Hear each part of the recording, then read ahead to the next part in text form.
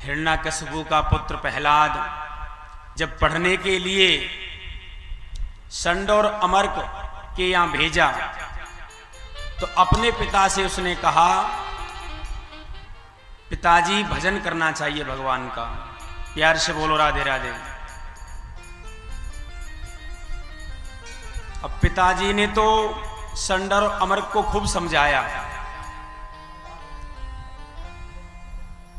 और विद्यालय में दोबारा भेज दिया प्रहलाद जी को। षंड और अमर्क कहने लगे, हे महाराज, हमको एक मौका और दो अब की बार। तो प्रहलाद जी को दोबारा शुक्राचार्य के पुत्र ले जाते हैं गोकुल में और जो सिखाते हैं तो प्रहलाद जी के तो कुछ पल्ले ही नहीं पड़ता। अब की बार जब प्रहलाद जी को सिखाया तो प्रहलाद जी घर पर आए हैं, राजमहल में प्रवेश किए हैं। हिरण्याकशिपु उस समय गद्दी पर बैठे हुए थे और कयादु माता ने राजसी वस्त्र पहनाकर प्रहलाद जी को गद्दी पे बैठा दिया। और हिरण्याकशिपु बोला, बेटा आज बता तैने कितने पाठ सीखे हैं। गुरुपुत्र सामने खड़े हैं। गुरुपुत्र कहने लगे, महाराज हमने अपने तरफ से खूब अच्छा सिखाया है। अब प्रहलाद जी मुस्कुरा रहे हैं मन ही मन। कहने लगे, पिताजी ने बोला है तो मैं अच्छे पाठ ही सुनाऊंगा। अब गुरुपुत्र कहने लगे, कोई ऐसा पाठ ना सुना दे जो हमारी चांद पे डंडा पड़े। क्या बेटा बता क्या सीख के आया? कि पिताजी अब की बार 9 पाठ सीखे। अच्छा बेटा 9 पाठ कौन कौन से हैं? कि श्रवणम कीर्तनम विष्णु, स्मरणम पाद सेवनम, अर्चनम वंदनम दास्य, संख्य आत्मनिवेदनम।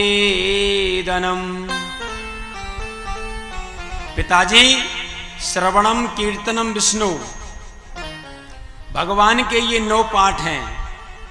आप इनका श्रवण करो तो आपके जीवन का कल्याण हो जाएगा। प्यार से बोलो राधे राधे। इतनी देर में तो हिरण्याकशिपु ने तलवार निकाल ली और गुरुपुत्रों के गर्दन पे रख दी। हे ब्राह्मणों, आप यही सिखाते हो?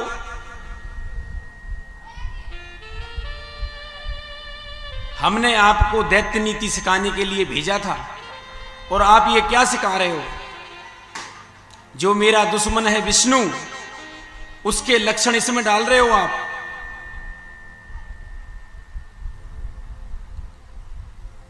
गुरुपुत्र कहने लगे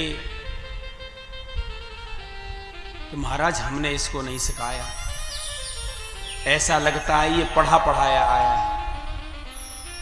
ये माता के गर्भ में से ही पढ़ा पढ़ाया है, हमने कुछ नहीं सिखाया। महाराज एक मौका तो दे दो। कि तुमको 2 मौका तो दे चुका हूं, अब कितने मौके लोगे? बार बार कहो कि अब की बार मारो, अब की बार मारो, कितनी बार मारोगे? महाराज आपका राज्य है, आपके हम सेवक हैं, आप जैसे विद्यालय चलाते हो वैसे ही हम चलाते हैं। आपकी नीति के हिसाब से विद्यालय चलता है, हम कुछ नहीं करते इसमें। एक मौका और दे दो। गुरुपुत्र ले गए विद्यालय में और प्रहलाद से कहा, बेटा ये बताया तेरे को ये विद्या सिखाता कौन है? हमने तो तेरे को नहीं ये सिखाया कभी। ये तू सीख के कहां से आया है? कि ब्रह्म बंधो किमे तत्ते विपक्षम श्रियता सता, असारम ग्राहितो बालो मान दृत्य दुर्मते। हे दुर्मत्यो, हिरण्यकशिपु कह रहा है कहीं ऐसा तो नहीं है ये विपक्ष की चाल हो, मेरा जो दुश्मन है विष्णु उसका रंग तो नहीं चढ़ेगा मेरे बेटे पर। गुरुपुत्रों ने बार बार निवेदन किया, विद्यालय में पहुंचे और हिरण्यकशिपु मन में ऐसा तिल मिला गया तो राज दरबार से बाहर निकल गया। दैत्य बच्चे उसको स्कूल में पढ़ते थे, विद्यालय में सभी को बुलाया। अब तो महाराज ने तलवार निकाल ली, हे दुष्ट अब तेरे को मैं नहीं छोड़ूंगा। हिरण्यकशिपु जैसे ही मारने दौड़ा तो संड और अमर कहने लगे, महाराज एक मौका और दो। अब मौका देते रहेंगे तो गुरुपुत्रों ने खूब समझाया, नहीं माना। हिरण्यकशिपु ने तलवार निकाली और गर्दन पे रख दी। किसके पे? प्रहलाद जी के पे। पर जो तलवार थी स्तंभित हो गई। अब क्या हुआ? गुरुपुत्रों से कहा कि इसको ले जाओ और किसी तालाब में जाकर फेंक दो।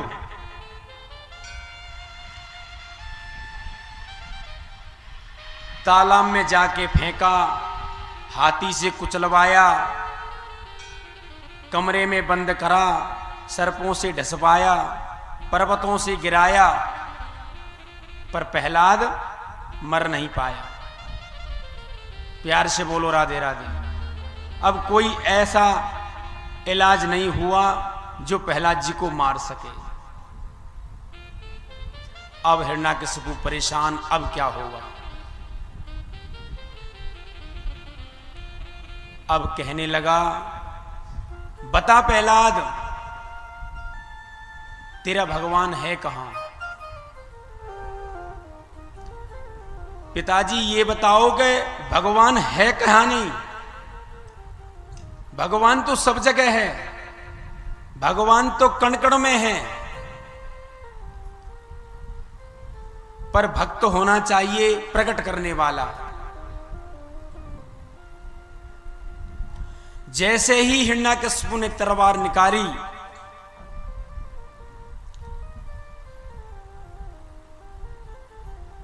तो खंबे में जाके तलवार लगी।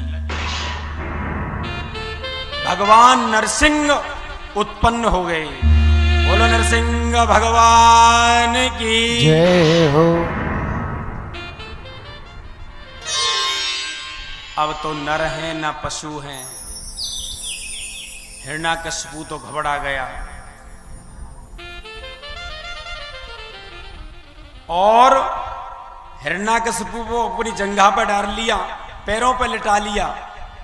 ओ भगवान आप नहीं मार सकते मेरे को। क्यों नहीं मार सकते? कि मैं तो वरदान प्राप्त हूं ब्रह्मा जी से।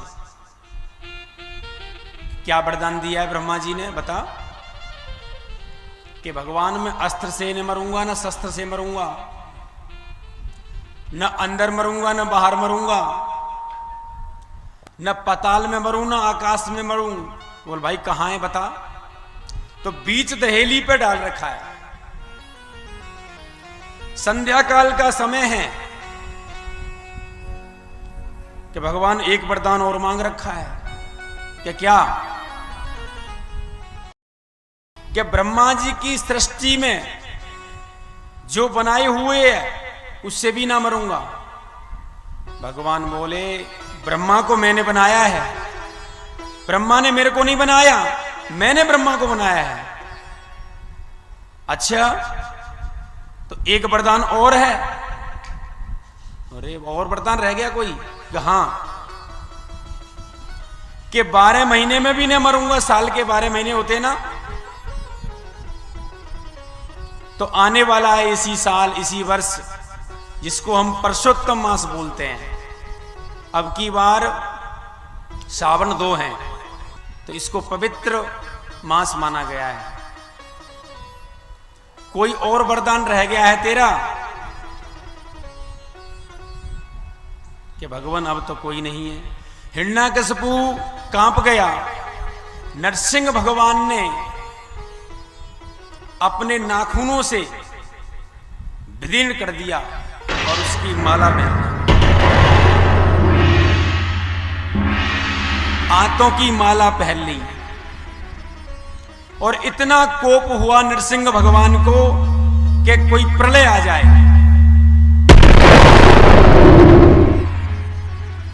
चारों तरफ हाहाकार हो गई, पृथ्वी डगमगाने लगी, देवता घबरा गए।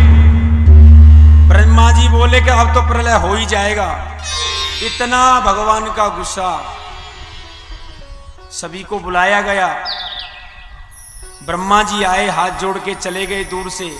ऐसी दृष्टि घुमाई, आंख ऐसी चढ़ाई भगवान ने, तो ब्रह्मा जी तो ब्रह्मलोक को ही चले गए। सभी देवता आए। श्री राधे 2 मिनट कीर्तन कर दो। अब तो हिरण्याकशिपु जब भगवान ने अपना रूप दिखाया, सभी देवता भाग गए। माता लक्ष्मी को भेजा। सोने की थाली में दीपक लेकर माता लक्ष्मी चली हैं। नारद जी ने बताया है, माता जी आपके पति आज कोप में बैठे हुए हैं, चलिए आप। कि मेरे पति कोप करते हैं? मेरे पति का स्वभाव तो बड़ा सौम्य है। कैसे मेरे पति बताएं? कि शांताकारं भुजगशयनं पद्मनाभं सुरेशं विश्वाधारं गगनसदृशं मेघवर्णं शुभांगं। मेरे प्रभु तो शांताकारम है। आप मेरे प्रभु तो कभी कोप करते ही नहीं है।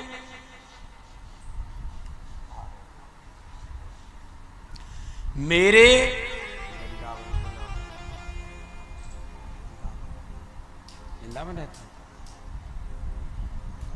मेरे प्रभु तो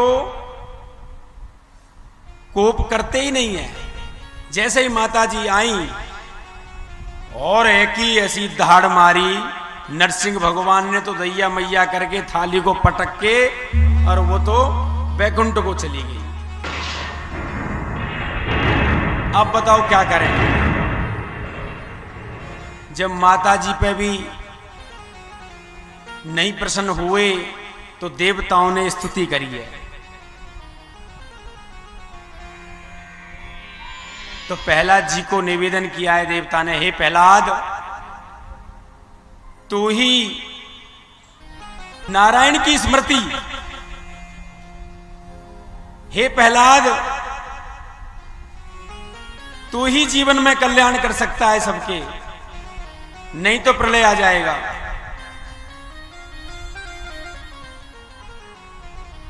काफी देवताओं ने आह्वान किया।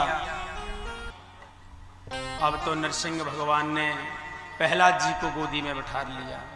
बोलो भक्त वत्सल भगवान की।